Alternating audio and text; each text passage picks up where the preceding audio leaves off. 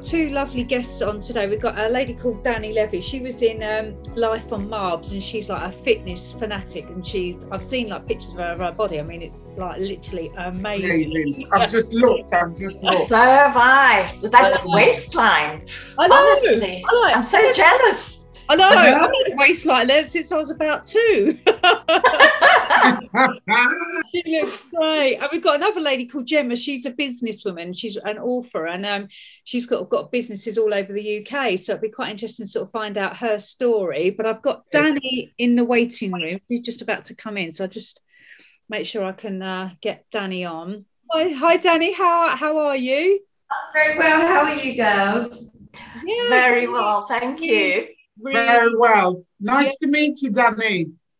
Yeah. Nice to meet you too. You look wonderful. Oh, thank you. She always. Yes, she does, Danni. Honestly, yeah, she looks really well. So, Danni, you were in on Life on Marbs, and obviously we've just been like talking about how your fitness pictures and like you're a fitness guru, and like wow, you have the body like of bodies, you know. Yeah. Oh, thank you. Yeah. Are you still in Marbs now, or? I am, yeah. I'm still in sunny Marbella. Oh, we're jealous. It's cold. Is that where you are now? Yeah, I am, yeah. I haven't left. I love Marbella. It's beautiful. It's lovely, isn't it? So what was it like filming and doing like a reality show? I kind of got roped into it because my best friend at the time was doing it, but then she actually dropped out and I got left in it. But it is all obviously quite staged and contrived. And it wasn't really for me. And at one point they actually said to me, look, you're going to have to start doing a bit of bitching and backstabbing. Otherwise, we're going to have to throw you off. And I said, well, throw me off then, because that's just not me. Exactly. Yeah. It's all good and well for them to say that to you, you see.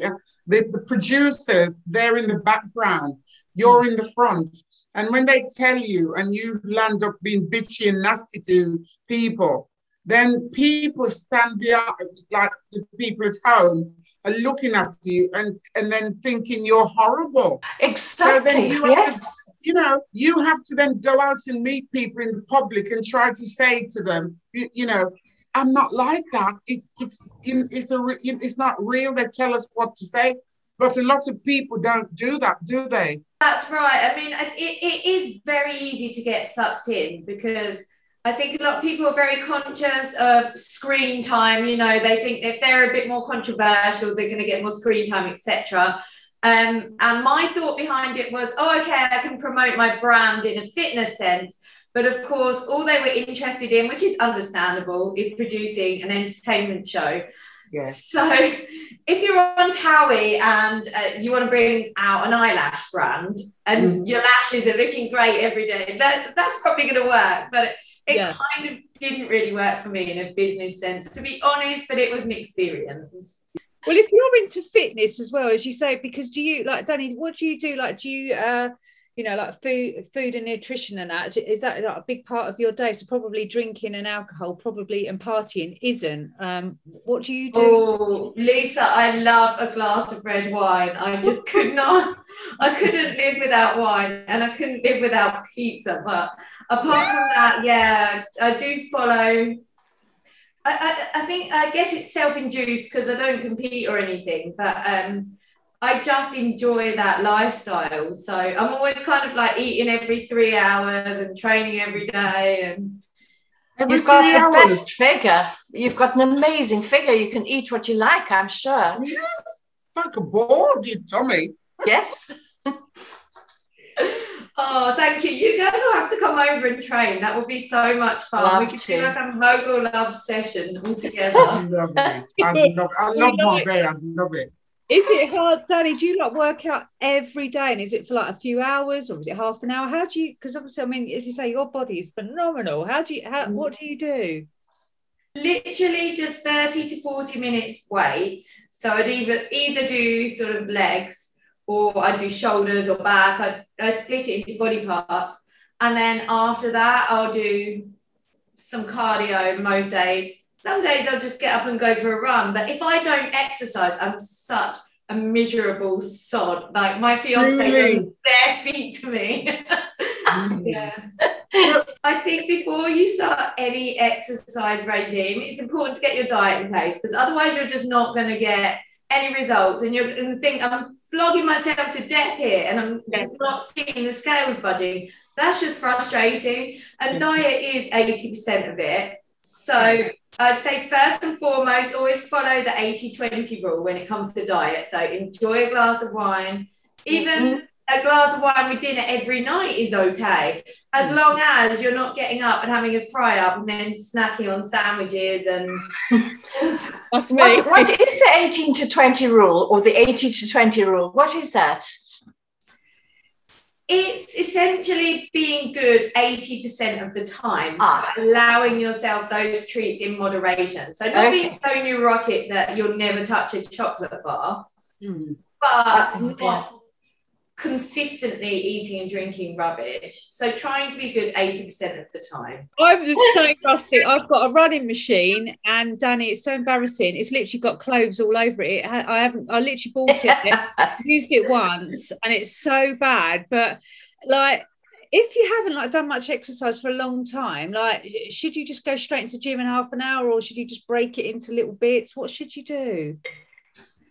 I think that you should start as you mean to go on. So you should either get a routine written for you, because it's no good as well. Sort of, I do find it quite irritating. I know it's nice and encouraging how everyone's kind of trying to become a fitness guru, but when people are jumping around their living room doing these HIIT workouts, and then people that have really got no clue how to perform the exercises are following them in hope.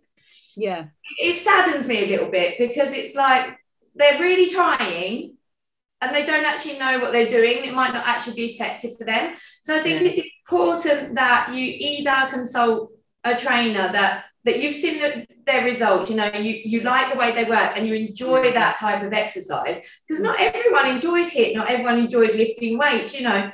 It might be that you want to start rock climbing or cycling and you never want to set foot in a gym. So I think you have to identify what it is that you enjoy and what works for you and what's comfortable for your body if you've got injuries or whatever else. And then follow that plan from the day dot and stick to it. So if it is weights that you want to do and you really want nice toned legs and a bubble butt without having a BBL, which we just won't even go there. Is that things? What's the BBL? Brazilian butt lift, where they take all the fat out of your tummy and stick it in your backside. Oh, that's horrible. Well, mine, if they took my fat and stuck it in my backside, I'd be hitting the door before. What happens if you plateau? I'm speaking for myself and probably millions of women like me. I'm really fit. I probably walk on average about 20,000 steps a day. I do yoga, I do planks every day. You know, I do my stretching exercises when I'm out on my walks and this and that and the other. Yet, at the moment, it's sort of post-lockdown almost. I kept it all off during lockdown. I was my normal self. And in the past few weeks, I have simply piled on the pounds where I don't want them around my midline. And I don't know what to do, because I'm already eating well. I'm already moving a lot. I'm already doing all the exercise. What happens when you plateau? How can you break that? Perhaps it could be water retention as well. It is that, but it's despite all the sleep, despite all the exercise, I don't know what to do to get rid of it. Okay, so I suffer from water retention and bloating a lot as well. And I find that dandelion root really helps. Have you tried that? No, dandelion root is great for it. And then just a lot of green tea and more water. And then obviously keep your salt intake low. Also, I find personally with water retention that when I eat slow release carbohydrates like brown rice or brown bread, it makes it a lot worse. So I would start with the dandelion. Increase your water intake slightly, try to cut down on salt and cut down on slow release carbs, and then let me know how you get on from there. I would also say, if you can distribute your meals, if you've got the time, across 5-6 small meals a day and include protein in each and every meal, and keep your fibrous veg to mornings as well, because sometimes if you've got a tendency to bloat, then when you have like tons of broccoli with your dinner and you think is good, it can actually suck up all that water and make you feel worse. I would definitely say, from what you've told me, that weight on the scales is not fat. It isn't.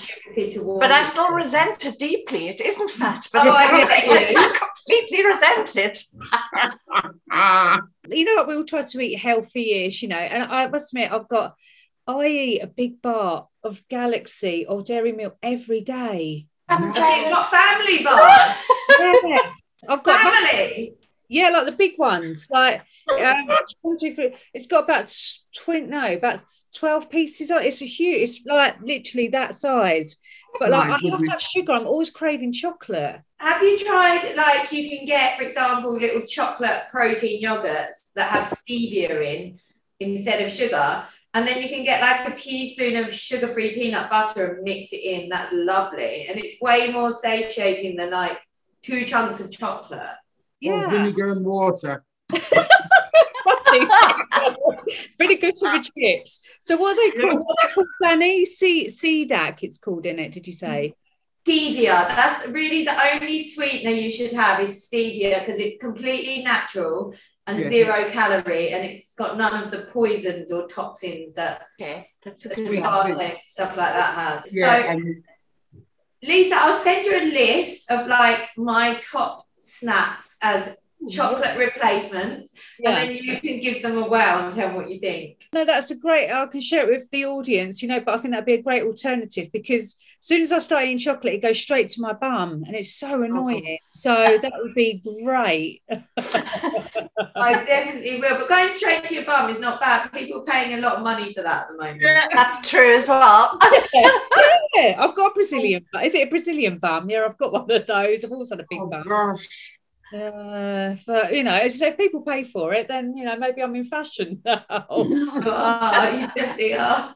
Danny, it's been lovely to meet you. We'll have to come over and meet you over in Marbella. If you come over, we can do lots of walks as well. I love walking. I love it, yes. Yeah. I'll stop by the pool whilst you go for the walk, girls. You're not. Thank you so much for your time. I really appreciate it. And yeah, you've great tips and advice. So thank you so much for joining us. And thank you. It's been awesome. Oh, bless you. Lovely meeting you, my darling. Lovely meeting you. Keep safe. Bye. Bye-bye, Danny. Bye-bye. Bye, sweetheart.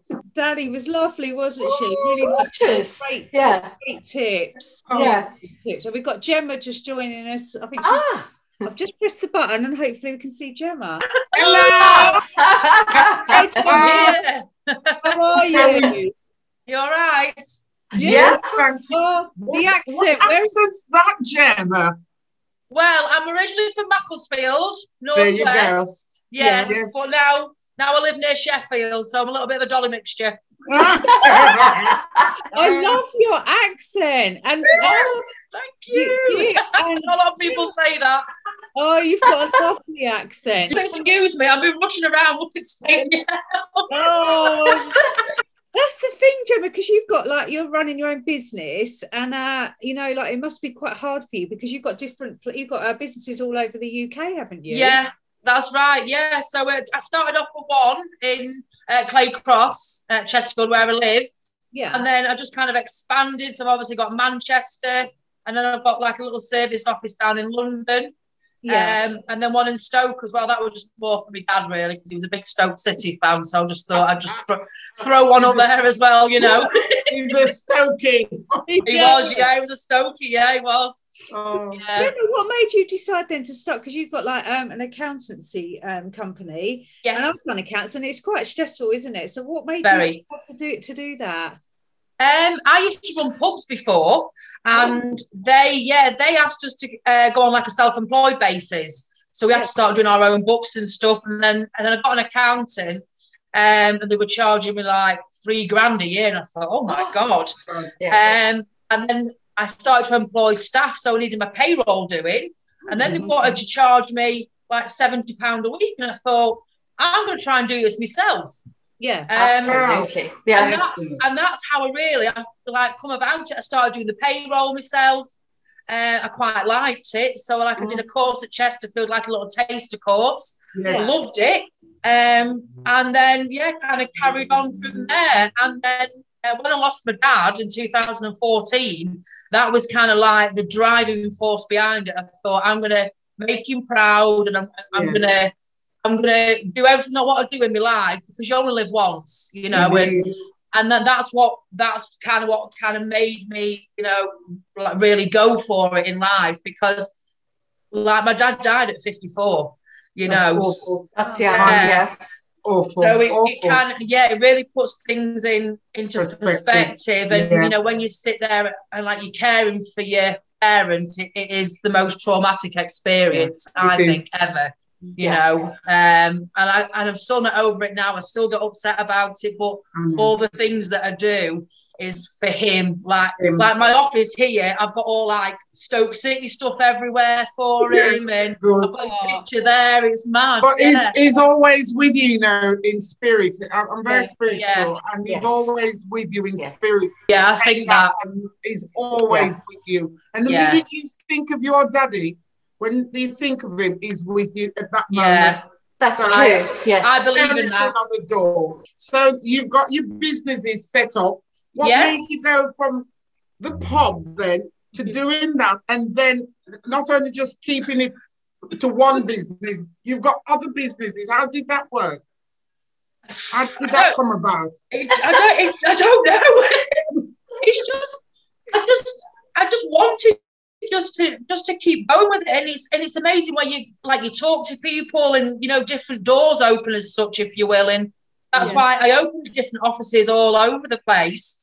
And obviously I've gone through, you know, some really traumatic, you know, stuff. I've gone through like divorce that was really, really hard, and obviously, you know, we had quite a lot of fights, and they were really violent towards the end, and that's why I left. And I, you know, I got with somebody else, and I had to get him done for like revenge porn, basically. Oh, God. Oh, yeah. Lovely. So there's you feel love. Yeah, definitely. Yeah. So there's been quite a lot of stuff go on, to be honest. Yes. And that's when, you know, like a few people used to say to me, why don't you write it down? I'm like, I don't know.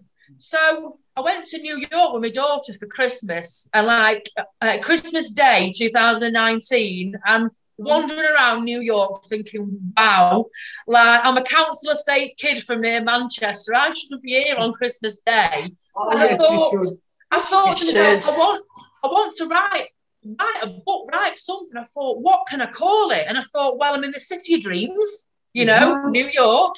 And then I thought, I want something to go with it. So when me and my brother were little, we used to eat them cheap beans from Tesco's. They were like 9p, and they were like bullets. And they were bullets. And I was just thinking of all different childhood memories. And I thought, oh my God, bullet beans to big dreams. Oh, yes. So from that day, I got this like little journal book from New York, and I've still got it now. And I wrote down the name of the book, all the chapters, and that is what's out. Obviously, my books got published like 2 weeks ago. Wow! Yeah, Congratulations! So I did the book, and before all that, like I thought, I might do like a podcast, just trying to, you know, like for businesses and supporting people. So that really went off well. I didn't have a clue what I was doing. I went and bought a microphone from Argos for like 100 quid, and just kind of did it, you know. And that's gone really well. And I've had loads of clients on, and you know, kind of inspirational people who've you know, either, you know, got like drug problems in the past, and they've turned their lives around, and marvelous, all that kind of stuff, really. So that's how kind of Bullet Beans was born, and kind of running with that. And the book, I've sold over 100 copies in a week already. Wow, great! Great. What great. Well done. What is it all in your book? What sort of, like, you know, obviously, like, talk us through a little bit about your book. So it kind of starts off where I was born, you know, me and my little brother. Obviously we're really, really close, and we still are now. He's he's actually in jail for 10 years. He's gone down a really, really bad path with drugs and stuff, my brother. So it kind of tells a story of how things were so perfect when we were born, and things that we used to do together with mum and dad. And then it kind of escalates into my mum was not a very nice woman. I've not spoken to my mum now for like 13 years. Wow. So, you know, a lot of bad things happened the way she treated me and my brother. And it kind of goes on for me meeting kind of like my first boyfriend, and he was really, really violent towards me. And and then kind of going on to me starting to run pubs and, you know, like do my own jobs and meeting my husband and, you know, kind of getting involved in kind of drinking drugs myself, going down that kind of bad route as well. I'm completely open in this book. I've not made myself out to be an angel, because I'm not. And then kind of spoke about my husband and how we met, and obviously the stuff that we went through, obviously losing a baby and that kind of thing. And then on to me dad. Gemma, bloody pardon? You've really been through it. You have been through it. But the story that you developed from this horrendous start has been, you know, it's incredible what you've come through and done. Yeah. And look at you, you're still standing strong there.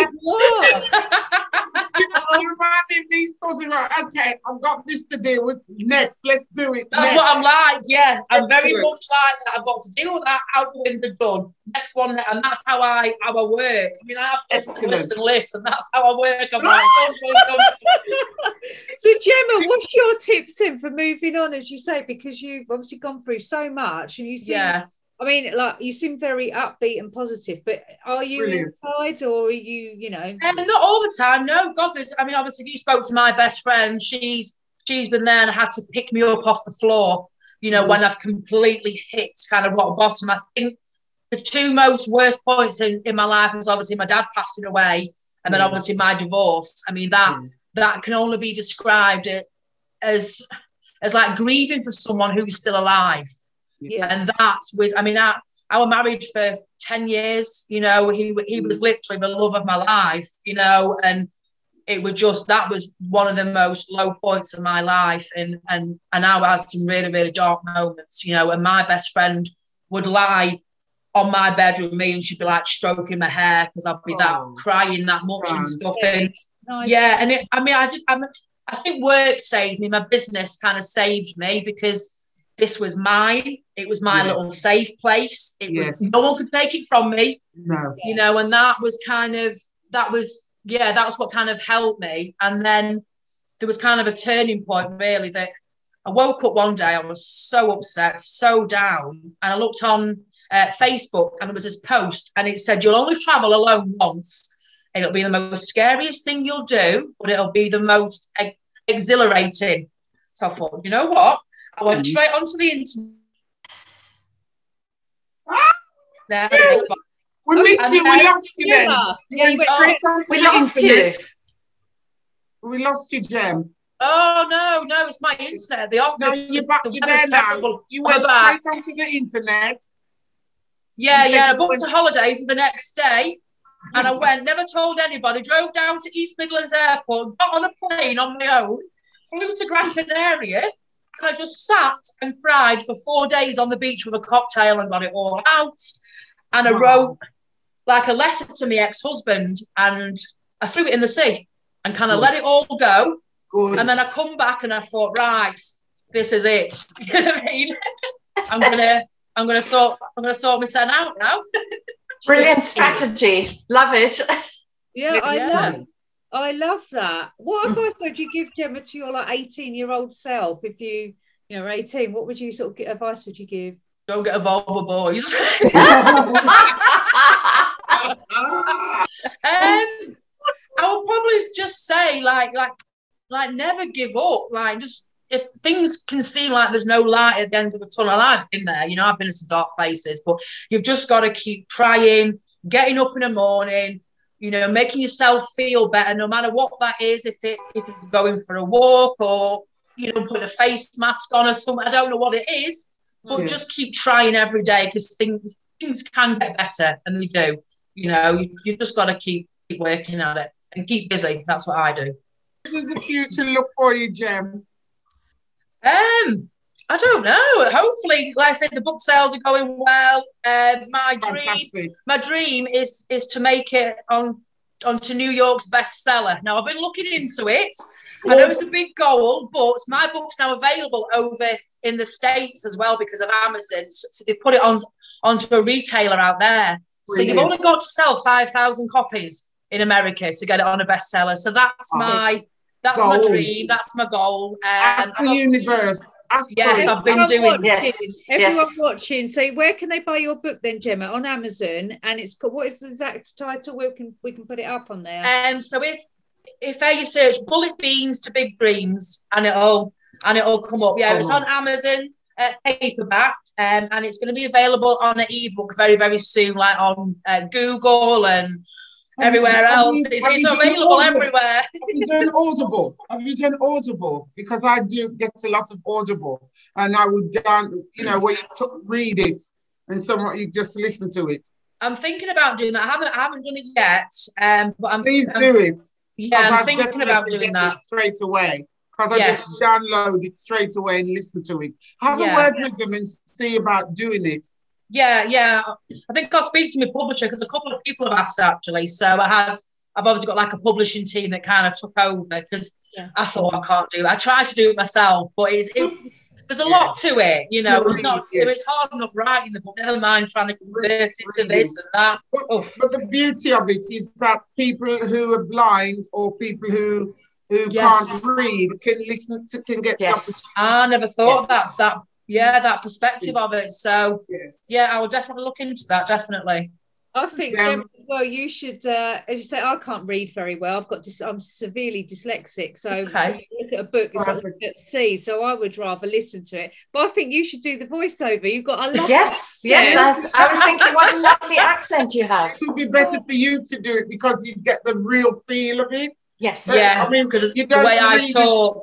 You don't do it all in one day. You do bits and pieces until the book is done, just as you've written it. You might do like 4 pages today and 4 pages tomorrow or 2 next week, so you'll get it done. It's not a mountain you can't climb. You can do it, blimey. You've probably got lists there already, Gemma. Just get your list. Anybody can do it. You can do this. There you go. Show us again. Oh, under what surname? Under Worth or Hayes? Sorry, I didn't see. Worth, okay. Worth, yeah. I was Hayes, but I've obviously gone back to my maiden name. Yeah. Hayes. Yes. All right, yeah. It's been a pleasure talking to you, Jen. Oh, you too as well. Thank you. You've been so motivational, and you've really, as you say, if anyone out there, whatever dream you've got, you can do it. And I hope definitely, times, it's just hard work, but it's worth it. It is work, it's hard work, I get that sometimes I think I can't do it. I can't do this. It's not happening. And I just take a step back. Yes. And think, right. Yes, you can. And then, obviously tomorrow's a new day. And that's how I kind of tackle things head on, Well, listen, send your brother, when you speak to him, our best wishes. I will do. And hope that he's going to be fine when he comes out. Yeah. Thank you. You must ask the universe to help for him as well, by the way. Yes. The universe to help to make sure he doesn't go back. Yes, I will do, definitely. Help from your dad as well. Yes. Because you'll get it, trust me. Take care. Gemma, thank you so much for coming on. Really enjoyed it. And your book. Oh, thank you for having me. Lovely meeting you. Yes. Lovely. And good luck. I want you to be the bestseller. Yes. Please do the Audible. Please do. I will do. I will put it on my long list of jobs to do. In fact, I'm actually going to Portugal with my best friend in a couple of weeks, so I might start doing it over there because I can relax and do it then. Yes, excellent. Take care while you're reading. Definitely. Right, brilliant. Thank you very much. Bye. Bye. Oh, she was lovely, wasn't she? Absolutely lovely. Yes. I loved her, and I just felt so sorry for her. Love that earthy voice. It's excellent. Yes. I know it's been lovely to see you girls again, and love the guests, and look forward to seeing your lovely faces next week.